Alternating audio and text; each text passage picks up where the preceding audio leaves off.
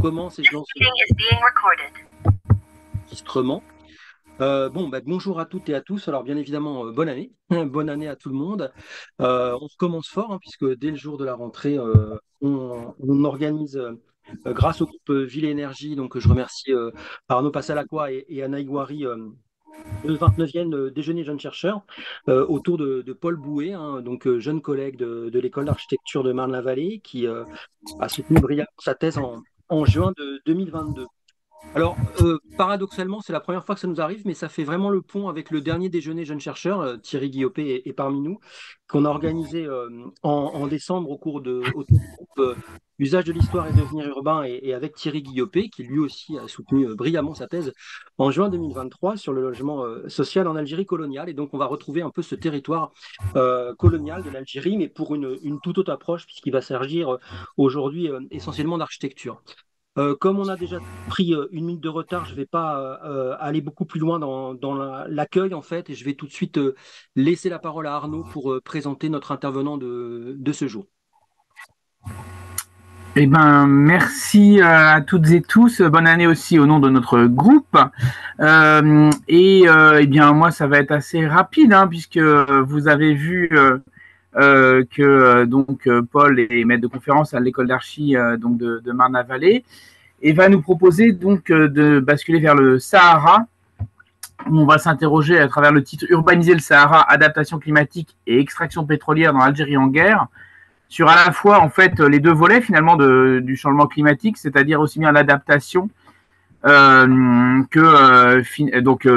le logement, les installations qui ont été déployées dans ces conditions climatiques extrêmes suite à la découverte de gisements d'hydrocarbures, que évidemment les effets aussi, je dirais l'anthropisation de ces milieux et donc les conséquences que ça peut avoir justement sur l'emballement peut-être de la machine. On est plutôt sur une forme, donc nous le groupe, on a plutôt entré par la question de la désescalade, et là on est vraiment, semble-t-il, sur une question plutôt de l'escalade, du coup c'est peut-être notre question un peu transversale que nous on pourrait voir à rebours. Et je soulignerais qu'on est aussi très heureuse et heureux d'avoir une histoire à présenter, une histoire qui peut être tout à fait entrée en écho avec les questions très actuelles. Le groupe est aussi très, très heureux de montrer à quel point l'histoire peut être utile. Voilà, merci Paul. Très bien. Merci beaucoup pour votre accueil. Est-ce que vous voyez mon écran, la première Oui, diapo, pleine page? c'est bon, oui. Oui, Ouais, Parfait. Merci beaucoup donc, pour votre accueil et pour cette invitation à partager mes recherches dans ce déjeuner jeune chercheur. Je suis très content de le faire et de représenter aussi en quelque sorte l'école d'architecture dans ce cadre-là. Et finalement, un peu au dernier moment, j'ai décidé de dézoomer un petit peu ma présentation pour vous présenter aussi ma thèse. Je me suis dit que c'était peut-être dommage que de présenter le nouveau projet de recherche. Et je me suis dit que ce serait plus peut-être stimulant, s'offrir comme ça un panorama de mes travaux, de revenir un petit peu en arrière. Donc, ce que je vais faire en trois temps, je vais d'abord vous parler de l'approche générale que j'explore dans mes travaux. Ensuite, je ferai un point rapide sur la thèse qui portait sur l'énergie solaire.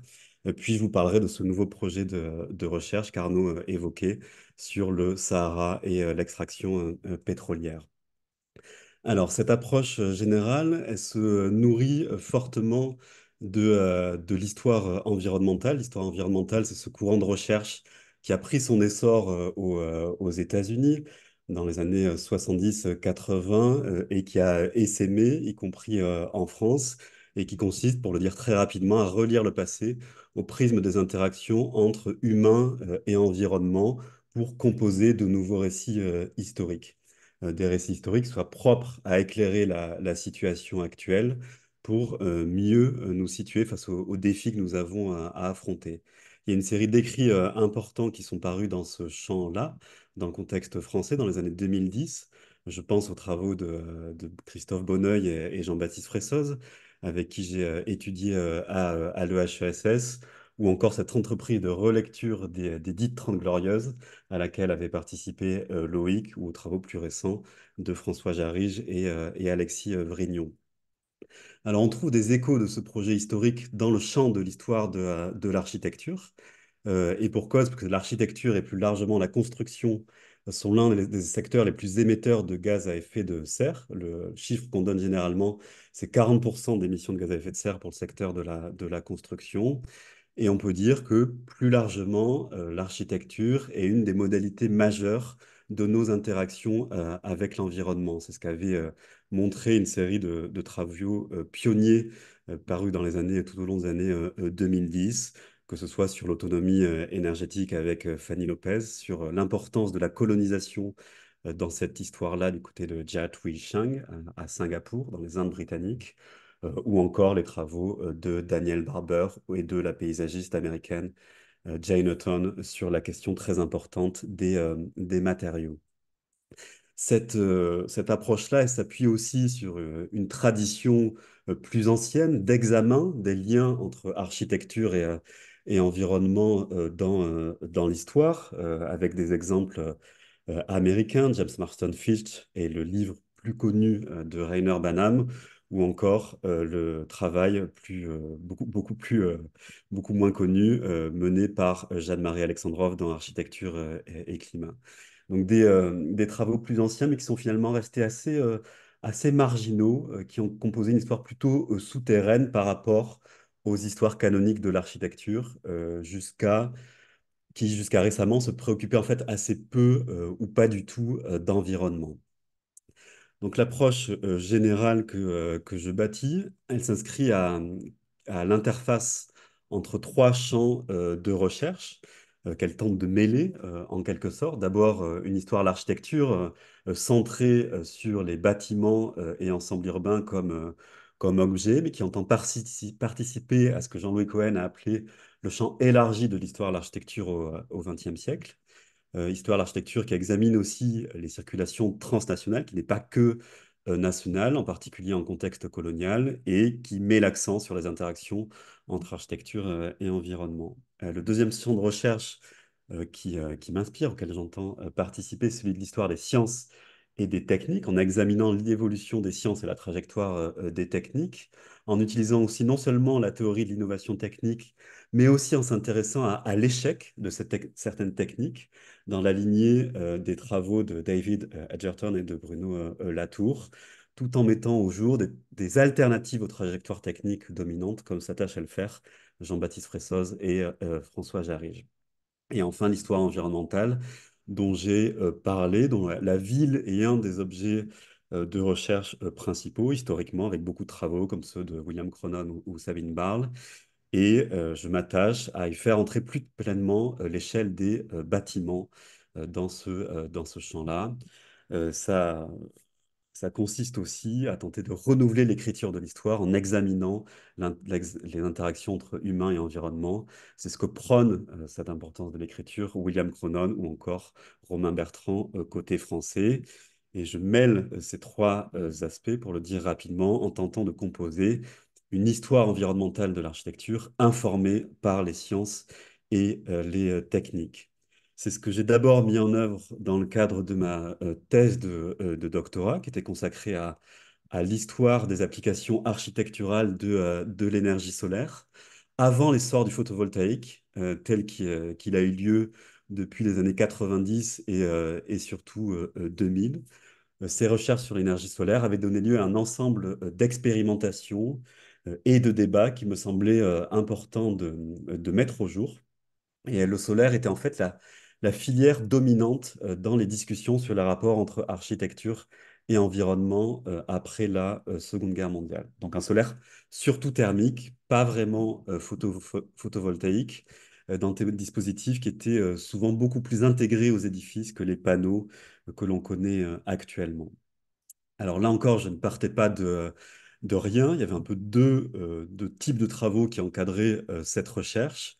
Des expériences côté Amérique du Nord qui avaient été éclairées par Daniel Barber des années 30 aux années 50 et côté plus européen et français, disons, entre autres, tout l'épisode des années 70 qui avait été éclairé par à la fois des expositions et des histoires, notamment consacrées à la contre-culture. Et une thèse de doctorat en histoire de l'art avait été aussi menée à Paris 1 sur le rôle des institutions publiques dans les recherches sur l'énergie solaire.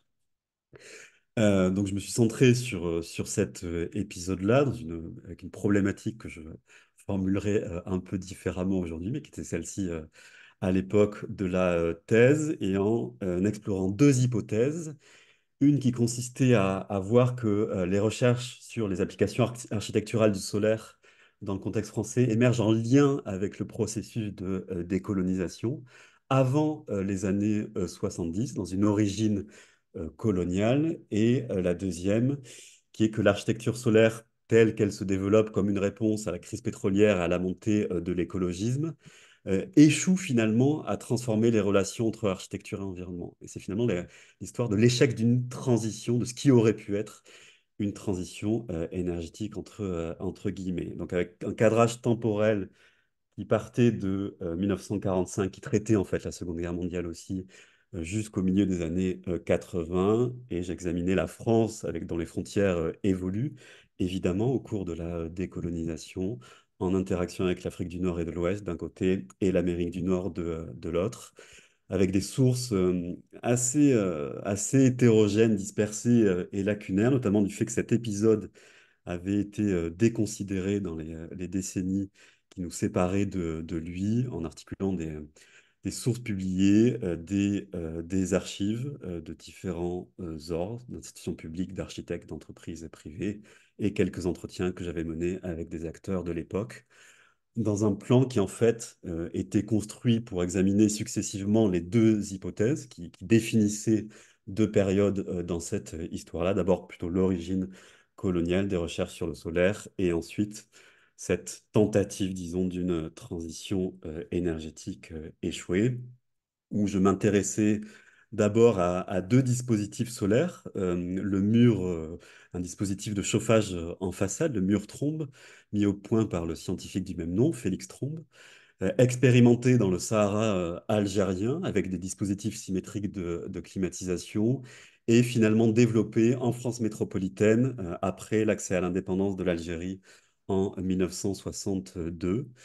Et un autre dispositif, celui des toitures solaires, développé par un couple d'architectes, Georges et Jeanne-Marie Alexandrov, qui le conçoivent comme un outil de développement des pays dits du tiers-monde, selon les catégories de l'époque, en particulier pour pomper l'eau du sous-sol grâce au rayonnement solaire et en intégrant les panneaux à des édifices qui s'inscrivent dans l'assistance technique telle qu'elle se déploie alors entre Occident et pays nouvellement décolonisés. Avant d'examiner le moment 1973, avec la conjonction cette même année de deux événements, quelque part, la montée des préoccupations environnementale, très sensible à travers un congrès qu'organise l'UNESCO, qui est organisé à l'UNESCO sur le solaire en juillet 73, et la crise pétrolière qui se déclenche en octobre de la même année et qui contribue à désigner le solaire comme énergie alternative à développer pour réduire la dépendance au pétrole. Dans la deuxième partie, je me centrais moins sur des dispositifs, disons, techniques et plutôt sur de grands débats qui avaient traversé les années 70 et début 80. L'un qui portait sur le rôle de la technique, entre technique solaire passive d'un côté et technique solaire active de l'autre. Un débat très vif, une controverse technique. On peut dire, où avec d'un côté ce qui équivaut aujourd'hui au low-tech, où l'énergie solaire est captée et stockée et utilisée dans les constituants même des édifices, les murs, les planchers et autres masses thermiques, et d'un autre côté, des systèmes beaucoup plus intégrés au système de production industrielle. Donc avec non seulement un débat sur le rôle de la technique dans l'architecture, mais aussi qui recouvre des choix politiques assez différents. Et l'autre débat qui porte plutôt sur la recherche d'une tradition environnementale ou comment trouver dans le passé des modèles pour informer l'architecture des années 70-80, avec un effort très important qui est mené d'analyse de l'architecture vernaculaire et moderne au prisme de leur adaptation au climat, mais qui aboutit à une sorte d'impasse esthétique dans la manière de mêler les dispositifs solaires et les signes historiques. C'est ce qu'on voit sur la photo de droite, ce bâtiment assez maladroit qui mêle les signes historiques et ses composants solaires. Et je terminais en analysant le déclin de l'architecture solaire au milieu des années 80, sous l'effet d'un ensemble de facteurs combinés, en particulier un changement de la conjoncture énergétique. On assiste à ce moment-là au contre-choc pétrolier et à la domination écrasante du nucléaire en France, ce qui aboutit à l'avènement d'un modèle de bâtiment qui repose sur une forte isolation thermique et une régulation du confort thermique par des appareils électriques qui recourent à des énergies extérieures au bâtiment et qui contribuent à invisibiliser ses dépendances énergétiques et matérielles. Et parallèlement, se produit un désinvestissement dans le solaire et une marginalisation de ce courant de recherche. Voilà pour la thèse, cette thèse soutenue en juin 2022, qui m'a en fait mis sur la voie du projet de postdoc que j'ai soumis en août de la même année et que j'ai démarré donc en octobre 2022, puisque j'avais entrevu au moment de la thèse qu'il existait tout un effort pour construire des bases pétrolières dans le désert algérien pendant la guerre d'indépendance, bien au-delà des seules expérimentations sur l'énergie solaire menées par Trombe notamment. Et donc c'est ce qui m'a conduit à ce nouveau projet qui m'occupe aujourd'hui, où là encore, on ne part pas de rien. Il existe des histoires sur le désert du Sahara, sur la colonisation française et sur ses aspects environnementaux, notamment par Diana K. Davis du côté des États-Unis, et ou encore du côté de l'histoire de l'architecture. Le travail tout récent, même le livre n'est pas encore sorti, de l'historienne de l'architecture Samia Eni sur les bases secrètes construites par l'armée pour les essais atomiques. On a un moment dans ces années 50 où les déserts du monde font l'objet d'une grande attention. Ils ne sont plus considérés comme des territoires improductifs, mais au contraire comme de potentiels pourvoyeurs de ressources pour les économies industrielles, notamment par la France qui contrôle encore une partie importante du plus grand désert chaud du monde, le Sahara, et où la prospection d'hydrocarbures révèle en 1956 l'existence d'immenses réserves de pétrole et les plus grandes réserves de gaz naturel du monde à l'époque. Ça provoque une course pour l'extraction de ces énergies fossiles à un moment où la présence française est menacée par le déclenchement de la guerre d'indépendance algérienne en 1954. Il y a un très grand effort de recherche qui est mené pour tenter de créer des bâtiments et des agglomérations adaptées au climat perçu comme extrême du désert, avec une recherche très pluridisciplinaire, menée à la fois par des institutions civiles comme le CSTB et des institutions militaires, notamment le génie militaire, qui développent des savoirs et des techniques sur l'adaptation climatique. Cette recherche, elle est mise en œuvre dans le désert et elle vise à améliorer les conditions de vie par rapport aux premiers habitats utilisés par les militaires et les travailleurs du désert, ces tentes textiles assemblées pour former des camps facilement déplaçables et rapidement montés. On assiste bientôt au développement d'un second type de construction, qui sont des cabines préfabriquées, transportables sur des centaines, voire des milliers de kilomètres par camion ou avion, et qui combinent des dispositifs de climatisation passive et active afin de fournir de meilleures conditions de confort. Il y a de nombreux développements qui sont menés, y compris par des architectes et des ingénieurs célèbres. Ici, Yona Friedman, qui propose ce projet pour loger les travailleurs du pétrole, ou encore Jean Prouvé et Charlotte Perriand, qui mènent une réflexion très poussée sur la climatisation, l'inertie thermique de ces cabines préfabriquées, ou encore le confort procuré par l'ameublement, l'aménagement intérieur de ces espaces de vie. Mais les constructions les plus utilisées sont celles développées par les industriels, avec en particulier ce modèle de baraque tropicale fabriqué et commercialisé par l'industriel du métal Ferdinand Fillot. Mais bientôt, les cabines préfabriquées, assemblées pour former des bases ne sont plus suffisantes et on assiste au développement d'un troisième type de construction qui sont les villes climatisées, donc des installations plus grandes, mais aussi pensées comme plus permanentes, souvent construites en matériaux comme le béton, quand les Français avaient l'intention de rester dans le désert, avec un schéma mis au point par le CSTB qui est celui des cités paquebots, où les bâtiments sont disposés pour encadrer un espace public intérieur, un espace public central, disons, qui est lui-même couvert et entièrement climatisé et qui accueille les programmes collectifs en son sein, dans ce qui est là une proposition encore schématique, mais qui est, disons, euh, détaillée par tout un tas d'architectes et d'urbanistes, ici par les étudiants de l'École des Beaux-Arts de Paris, sous la forme de villes avec des plans qui utilisent des systèmes de décomposition en pavillons détachés dans les oasis ou qui reprennent à droite le modèle des espaces publics climatisés dans un milieu plus aride et jusqu'à des projets quelque peu utopiques qui sont aussi imaginés, comme cette ville saharienne de Paul Mémon avec des logements étagés sur la périphérie qui forment une section de cône inversée et où l'énergie nécessaire à la climatisation de cette ville serait fournie par une toiture solaire et par un petit réacteur nucléaire logé dans la partie basse.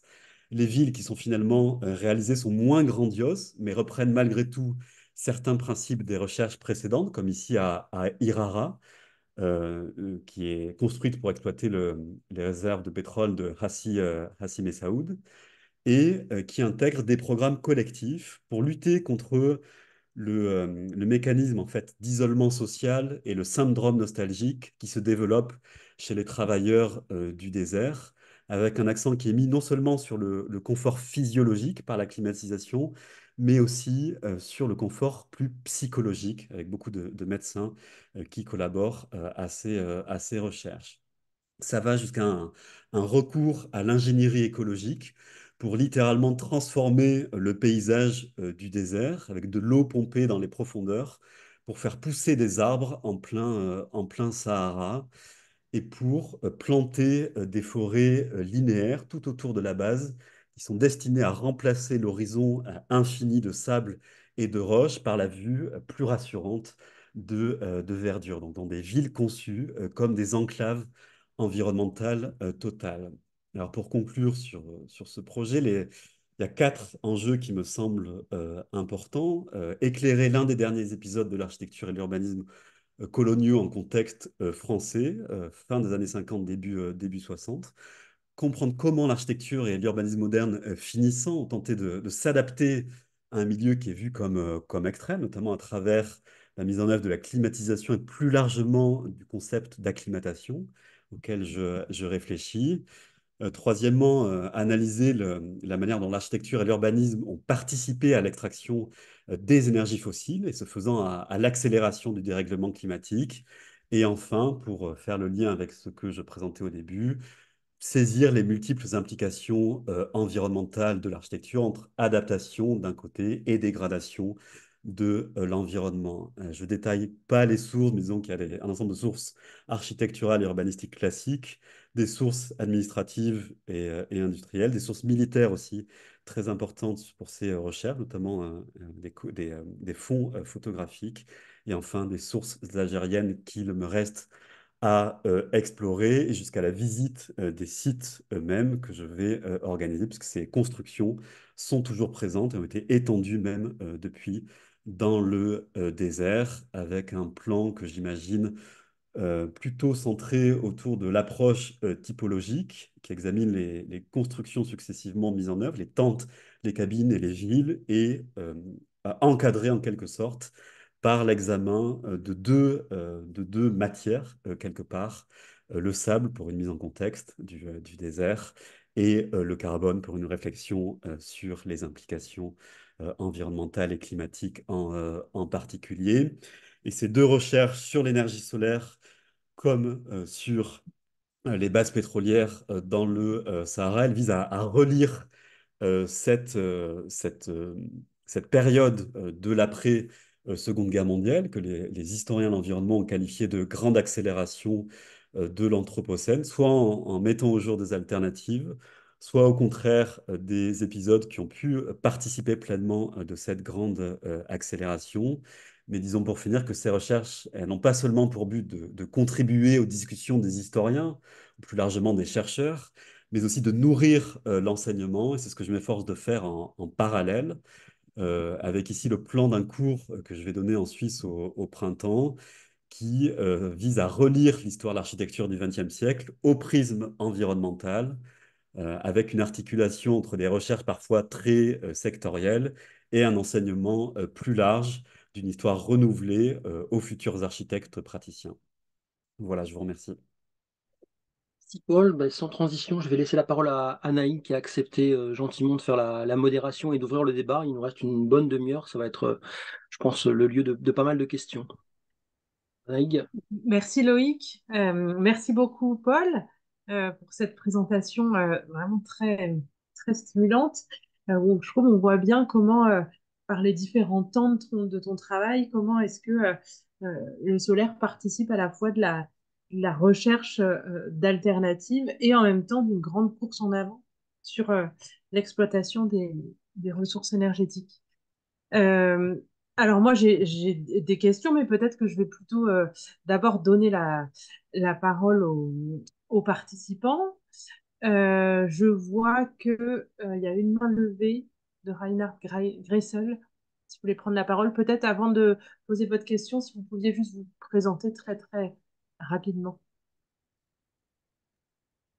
Oui, merci. Bonjour, Reinhard Kressel. Je suis sociologue et je vais donc poser une question de sociologue, mais j'espère que ça ne sera pas trop à côté des préoccupations des autres participants parce que ce qui m'intéresserait, moi, et qui, je pense, permettrait aussi, dans un sens, de renseigner plus en avant cette épopée du solaire dans le Sahara, ça serait de comprendre qui sont les protagonistes, de faire une espèce de sociologie des protagonistes de de cette aventure parce que, comme un bon sociologue, bien évidemment, je considère que ce que sont les gens qui essayent de promouvoir ce type d'approche euh,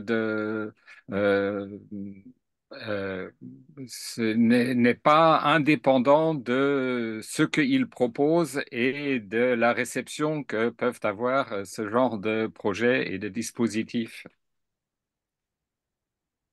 Oui, mais oui, effectivement, merci beaucoup pour cette question ou cette suggestion peut-être plutôt, qui est tout à fait juste. Je le faisais, enfin, je l'ai déjà fait, pour être plus précis, dans la thèse où je m'intéressais d'assez près à la formation, au discours des différents acteurs, des différents promoteurs du solaire, pour les opposer aussi à certains moments. J'ai parlé du débat entre techniques actives et passives. Je m'intéressais aux scientifiques, aux ingénieurs, aux architectes, aux politiques publiques aussi, parfois d'ailleurs contradictoires, qui ne sont pas univoques, qui s'intéressaient au développement de cette énergie-là. Donc je l'ai plus fait à ce stade dans le solaire. Je ne l'ai pas encore fait, je dirais, dans le nouveau projet sur les bases pétrolières dans le Sahara. Mais c'est effectivement quelque chose d'important et qui est assez clé pour comprendre ce qui m'intéresse. Ouais. Merci. Est-ce qu'il y a d'autres questions?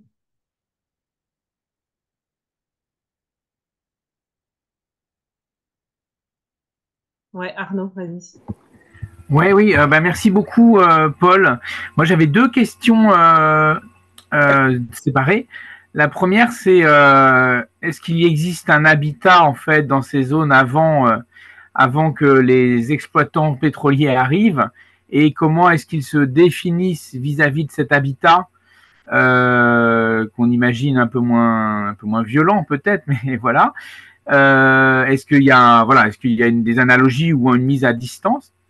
Et puis l'autre question, c'est comment marche un peu la tension entre solaire et pétrole, parce on est un peu au deux bouts du spectre de la puissance énergétique entre la capacité à produire du pétrole, mais qui est peut-être pas raffiné sur place, donc on ne sait pas trop si on peut en faire quelque chose.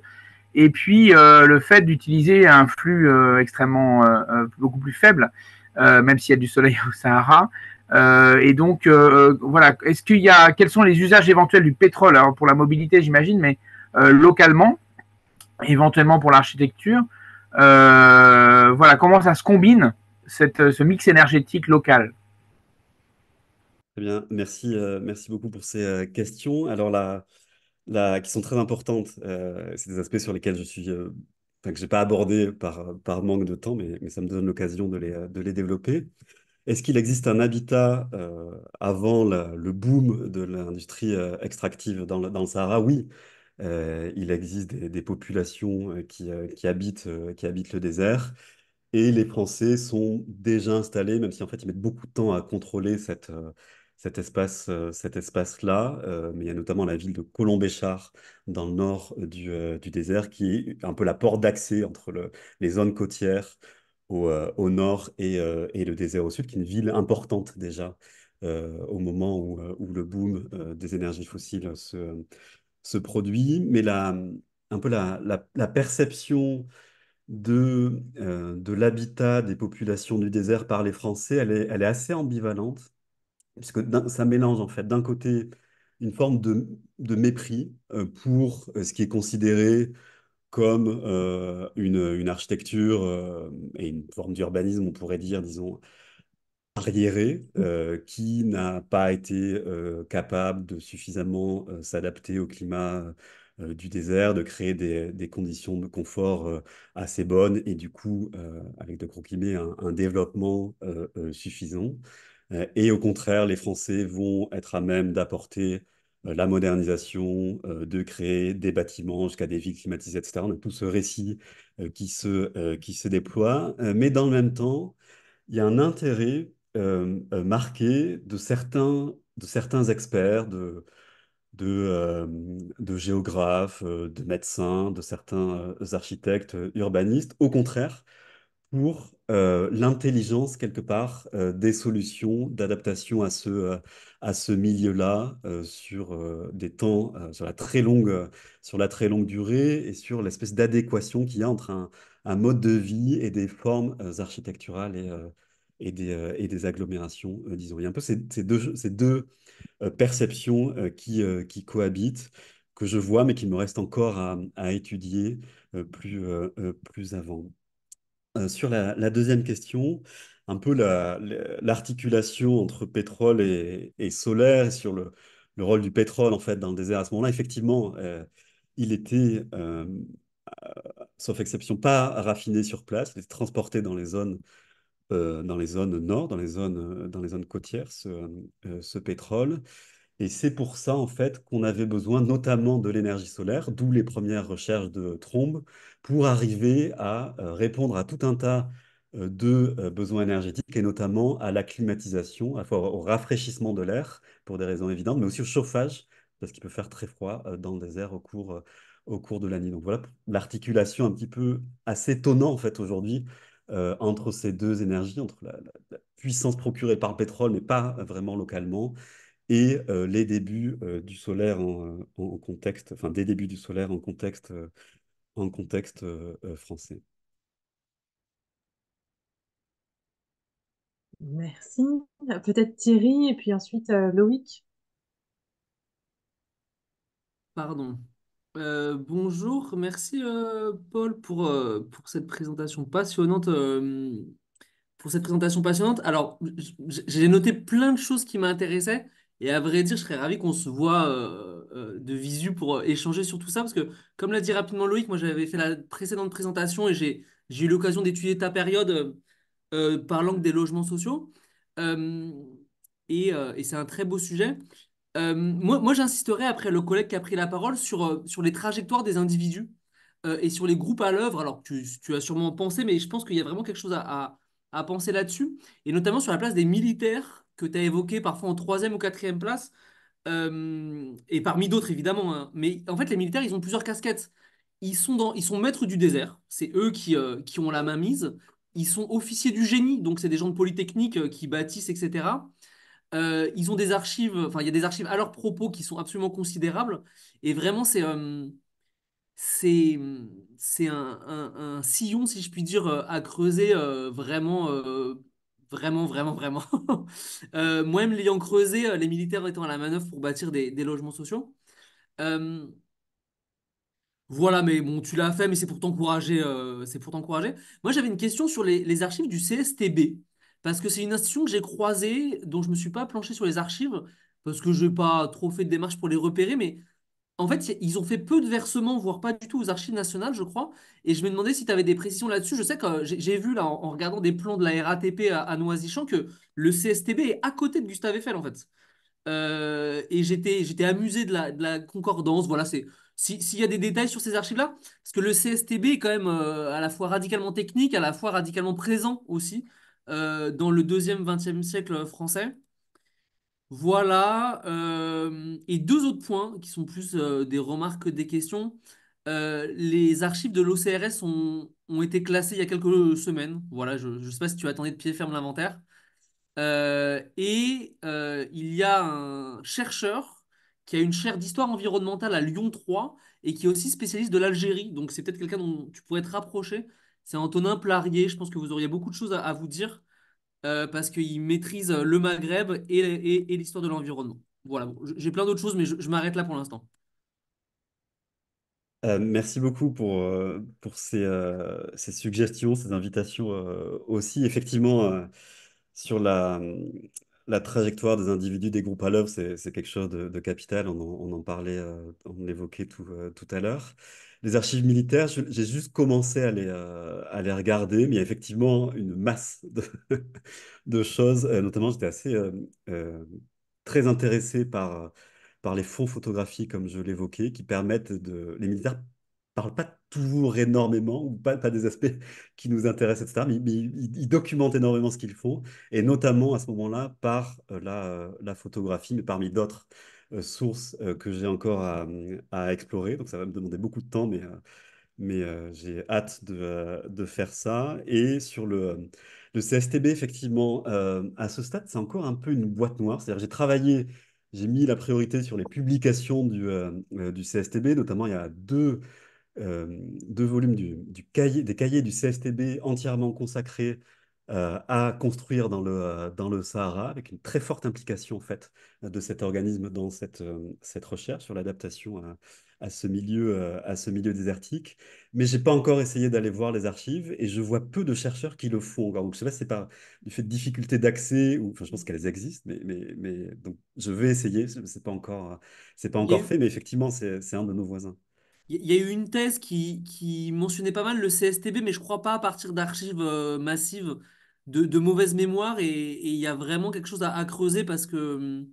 Et d'ailleurs, pardon, je me permets une phrase avant de céder la parole, évidemment. Il y a un type qui avait des fortes postes de direction en Algérie et qui a lui-même dirigé le CSTB après. Donc il y a vraiment des liens forts, quoi. Je me tais. Tout à fait. Oui, je vois ces interactions dans les documents que je regarde. Et l'OCRS, donc l'Organisation commune des régions sahariennes, c'était l'espèce d'Union européenne du Sahara que la France avait tenté de mettre en place dans les années, fin des années 50, début 60, pour désalgérianiser en quelque sorte la question du désert, et en fait garder le contrôle de ces ressources, qui t'a donné aux régions du Nord leur indépendance, qui finalement, ce scénario de partition n'a pas marché. Donc l'OCRS, je ne savais pas que l'inventaire avait été fait il y a quelques semaines, donc j'ai déjà eu accès à des archives, à des publications, mais je vais me plonger dans ça du coup. Oui, merci. Loïc, vas-y. Oui, merci, Jean-Bray. Donc, merci, Paul, pour la présentation qui était très claire et extrêmement stimulante. La difficulté de ce type de sujet, c'est d'arriver toujours à en prendre la réalité, la véritable mesure, en fait. Est-ce que ces sujets ont été influents ou pas? Et donc, moi, j'avais une première série de questions autour des connexions, c'est-à-dire que globalement, on sait que dans la France des années 50-60, il y a eu toute une série d'expérimentations architecturales liées à l'énergie, en particulier la construction de la ville nouvelle de Mourinx autour du gisement de Lac, mais aussi dans le domaine du nucléaire et des expérimentations nucléaires dans la vallée du Rhône. Est-ce qu'il y a des parallèles qui sont faits avec justement la volonté d'aller mettre dans le Sahara algérien des types de bâtiments pour l'exploitation, parce qu'à Mourin, ils sont construits en dur, alors que là, les images qui ont été montrées, c'est plutôt en fait de l'architecture mobile. Et autre type de connexion, cette fois-ci en Algérie même, est-ce qu'il y a des connexions entre ce qui se fait entre 56 et 62, autour notamment de ce qu'a étudié Thierry, c'est-à-dire le logement social, avec un coup d'accélération réel qui est le plan de Constantine. Est-ce que par exemple un architecte comme Fernand Pouillon, qui travaille beaucoup en Algérie, mais dans d'autres lieux, à Alger en particulier, est-ce qu'il est associé ou pas à ce type de travaux de l'architecture saharienne? J'avais une deuxième question concernant le financement, parce que finalement, la difficulté qu'on a quand on travaille sur de l'architecture de type solaire, c'est savoir en fait à partir de quel moment on passe au stade industriel. Et donc pour ça, il faut qu'en fait ça passe par le financement. Et donc la question très précise, est-ce que la Caisse des dépôts et en particulier la SET, la Société centrale d'équipement du territoire, qui a une filière internationale à partir du milieu des années 50. Hein. Est-ce que la SET est associée à ce type de financement ou pas du tout? Et puis, dernière chose, c'est plutôt une remarque sur la conclusion de votre propos. Quand vous dites qu'en fait, le but, c'est de voir en quoi cette architecture solaire participe de ce que Fressoz et puis Bonneuil appellent la grande accélération de l'Anthropocène, moi, je dois avouer que je suis un peu sceptique sur ça, sur cette piste-là. Parce qu'il me semble quand même qu'on n'est pas du tout dans les mêmes ordres d'échelle en termes de construction et de bâti. Et donc, l'impact environnemental est forcément relativement limité, du moins pour ce qui concerne la construction. C'est autre chose sur les conditions d'exploitation du gaz et du pétrole. Voilà. Très bien, merci beaucoup Loïc pour ces questions. Alors d'abord donc sur ces liens entre ce qu'on observe du côté de Mourinx ou de la vallée du Rhône et ce qui se passe dans le Sahara, je vois, pour le moment, disons, c'est quelque chose qui est en cours, que j'ai démarré juste l'année dernière, je vois pas de lien direct entre les deux, en fait. En tout cas, dans les discours des acteurs de l'époque, disons, je peux m'en tenir à ça pour le moment. Peut-être que j'en ferai par la suite moi-même, mais il y a pas de lien direct. En revanche, il y a pas que des constructions mobiles qui sont utilisées dans le Sahara. Il n'y a pas que ces tentes ou ces cabines climatisées préfabriquées. Il y a aussi ces villes, telles que je l'expliquais à la toute fin. Elles se mettent à être construites en dur, en béton, très concrètement, quand les Français veulent rester dans le désert. Enfin, avec cette attention politique, en fait, aussi, qui se traduit dans les formes architecturales et urbaine et dans les matériaux même utilisés. Donc il y a à la fois du mobile dans un premier temps et ce qui est pensé comme du permanent dans un second temps et qui a perduré en fait jusqu'à aujourd'hui. Ensuite, sur les connexions qu'il y a à faire entre le plan de Constantine, tous les projets de logements sociaux tels qu'ils sont menés dans les régions du nord de l'Algérie et ce qui se passe dans le désert, disons, ça participe de politique publique, mais là encore, je parle avec précaution. Les acteurs sont assez différents. Par exemple, Pouillon, à cette époque-là, n'intervient pas, pour ce que j'en vois, dans la partie saharienne, et ce sont plutôt d'autres architectes, urbanistes, ingénieurs, etc., qui sont traleurs. Il y a certains d'ailleurs où il y a un groupe d'urbanistes un peu anonyme qui prend un nom. J'arrive pas encore à savoir exactement qui ils sont. Je vais enquêter là-dessus.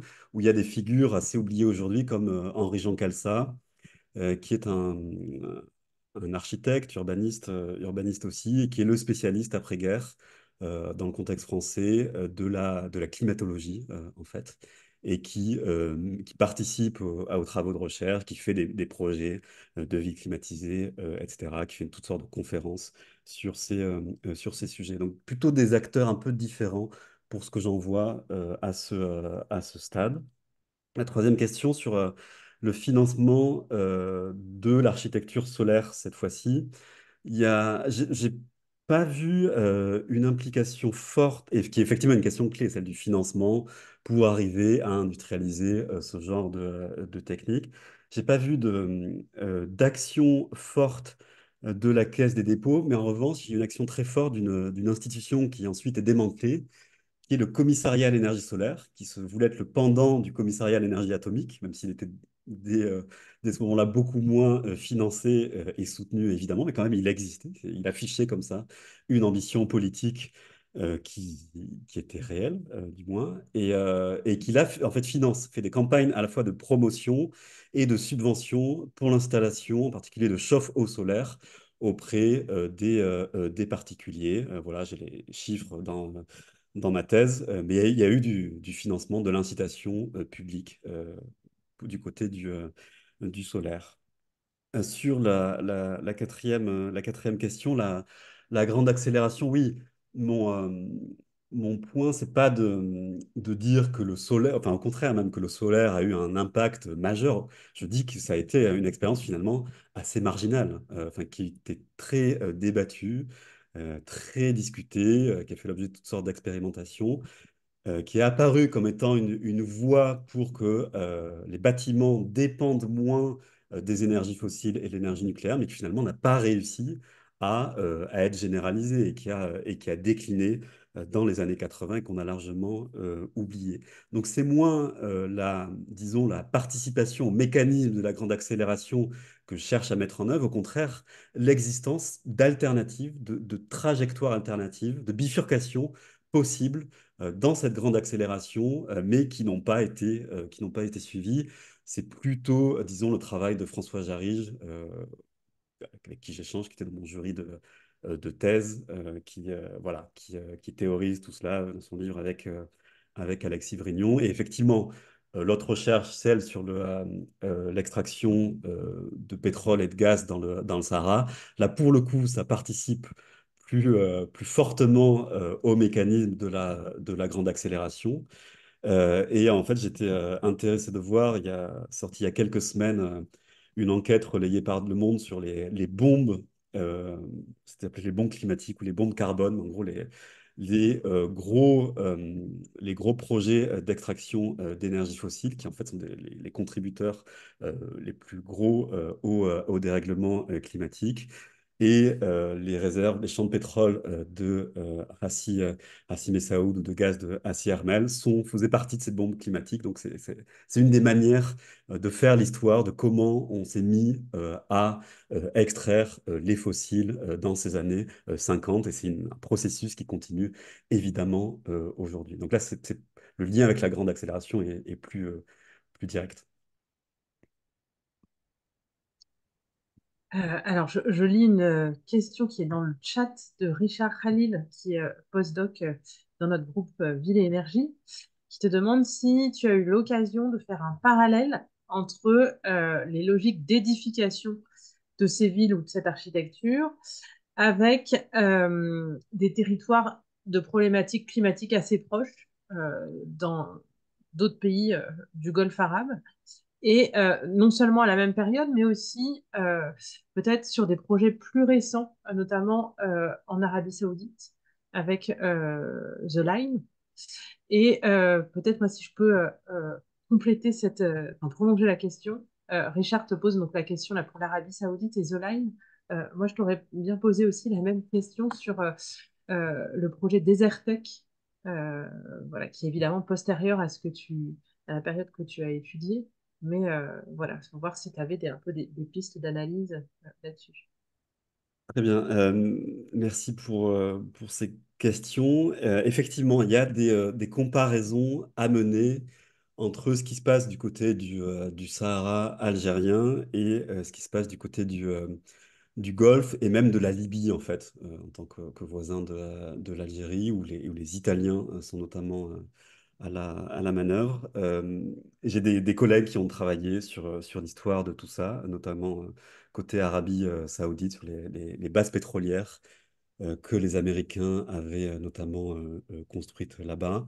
Et voilà, il me reste encore à vraiment prendre la mesure de tout ça et établir ces comparaisons. Je sais que ça existe, qu'il y a des travaux dessus, mais je n'ai pas encore mené cette partie du travail. Mais oui, je souscris totalement à cette invitation à la comparaison avec d'autres régions désertiques et d'autres lieux où le pétrole et le gaz sont extraits. Sur le deuxième aspect, plus contemporain pour le coup, avec des projets comme The Line ou cette ville linéaire, disons, qui est censée être en chantier dans le désert saoudien ou Desertec. Desertec, c'était euh, un projet pour construire des centrales solaires avec différentes techniques pilotées, disons, par des grandes entreprises européennes, allemandes en particulier, soutenues par différentes institutions publiques et qui auraient permis d'exporter une partie de l'énergie comme ça vers l'Europe. En fait, j'ai fait un article qui s'intéressait enfin, qui proposait de discuter du moins le concept d'extractivisme solaire. Parce que moi aussi, j'étais frappé en fait par ces images qu'on voit surgir régulièrement de champs de panneaux solaires ou même photovoltaïques qui s'étendent comme ça de manière infinie dans le désert. En fait, ça me rappelait beaucoup ce que j'avais examiné dans mes années 50, 60 et une histoire sur la plus longue durée aussi du solaire, avec des savants, disons, comme Augustin Mouchot, auquel François Jarry a consacré un article très éclairant. Et en fait, il y a à l'œuvre, disons, je dirais, un même imaginaire du désert vu comme pourvoyeur de ressources, comme espace servant en quelque sorte, servant énergétiquement pour l'Occident, pour l'Europe en particulier. Et voilà, on peut faire l'histoire de cet imaginaire sur la longue durée. J'en ai donné quelques éléments sur cet article paru en anglais, mais il y a des travaux beaucoup plus détaillés à faire là-dessus. Il y a des différences évidemment, mais il y a quand même un certain imaginaire qui persiste à mon sens. Voilà. Merci. Est-ce qu'il y aurait d'autres questions? Sinon, moi, j'en ai une petite en stock. Moi, j'avais une question donc, porte peut-être plutôt sur ta thèse et qui est liée en fait à l'acteur EDF. Parce que dans les documents que tu as montrés, on voit que EDF a fait des plans de pavillons solaires. On sait qu'à cette époque-là, évidemment, EDF, c'est l'explosion de l'activité nucléaire. Et je voulais savoir comment, au sein de cet acteur industriel, coexistent un peu ces deux tendances, la tendance au tout nucléaire, la recherche d'alternatives. Est-ce que ça fait conflit? Est-ce que ça fait tension? Voilà, est-ce que tu as pu un peu enquêter là-dessus? Alors oui, c'est très bonne question. Il y a effectivement une sorte de schizophrénie qui se produit à ce moment-là au sein d'EDF, mais qui est assez organisée, je pense, avec d'un côté le virage nucléaire qui en fait était préparé avant le déclenchement de la crise pétrolière et qui est mis en œuvre de manière absolument massive. C'est une histoire qu'on connaît bien. Et de l'autre, une incitation par les pouvoirs publics à expérimenter l'énergie solaire et à évaluer sa viabilité technique et économique, disons. Et dès 74-75, EDF construit des pavillons chauffés par le solaire, à la fois dans le nord de la France, au Havre, et du côté d'Avignon. Et c'est une expérimentation très médiatisée à l'époque, très importante, notamment parce elle se conclut par un fiasco absolu, technique, économique et esthétique. On pourrait dire, je ne vais pas montrer l'image, mais c'est assez catastrophique et c'est très critiqué. Et voilà. Et en fait, il y a des, disons, les détracteurs de cette expérimentation accusent EDF de vouloir décrédibiliser le solaire, en fait, de jamais avoir cru au développement de cette énergie et de l'avoir expérimentée pour montrer le fait qu'elle ne soit pas viable, tout simplement. Et à part dans certaines dans certaines modalités, en fait, simplement pour chauffer les eaux chaudes sanitaires, encore que, mais que voilà, que le chauffage de l'air par l'énergie solaire, ça va pas marcher en gros. Donc il y a une sorte un peu de schizophrénie, voire double discours d'EDF à ce moment-là, qui évidemment développe à fond le nucléaire et se désintéresse assez rapidement du solaire. Mais ce qui est assez intéressant, ce qui m'a étonné, je ne m'attendais pas du tout à ça, c'est de voir comme de grands industriels, de grands énergéticiens se mettent à leur tour, plutôt fin des années 70, début 80, à expérimenter le solaire. C'est le cas de Total, de Gaz de France, de Siemens côté Philips côté allemand. Voilà, parce qu'en fait, ces industriels voient un nouveau secteur qui est potentiellement en fait en train d'émerger et dans lequel ils cherchent à se positionner. Et le solaire est vu comme une énergie complémentaire de l'électricité d'un côté ou du gaz et du fuel domestique de l'autre, parce que le solaire, généralement, a besoin d'une énergie d'appoint. Il ne peut pas se fournir l'énergie totale nécessaire au chauffage des bâtiments. Et donc, il y a une sorte de symbiose énergétique, en quelque sorte, qui est vue entre ces différentes énergies.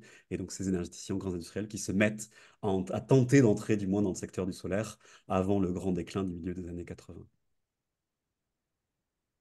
Merci beaucoup. Est-ce qu'il y aurait une dernière question pour, euh, pour terminer?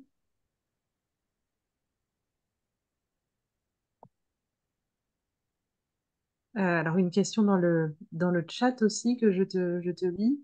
Actuellement, quelle est la part du solaire dans le mix énergétique des pays du Golfe, où il fait généralement chaud, et dans les autres pays fournisseurs de pétrole? Est-ce que tu as des infos là-dessus? Alors non, je ne peux pas donner d'informations chiffrées précises là-dessus. J'ai pas l'info, mais je pense que ça doit se trouver assez facilement.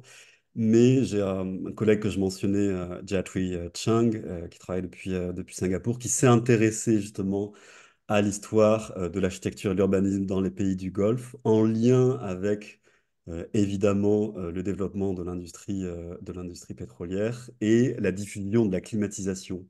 Et donc c'est une histoire passionnante en fait de mettre d'examiner disons les deux en corrélation. Mais j'ai pas plus d'infos que ça sur les pays du Golfe aujourd'hui en particulier. Ouais. Peut-être que Sylvie Jaglin en aurait. Il y a plus spécialiste que moi sur ces questions-là. Non, non, j'ai pas d'infos chiffrées comme ça au débeauté, mais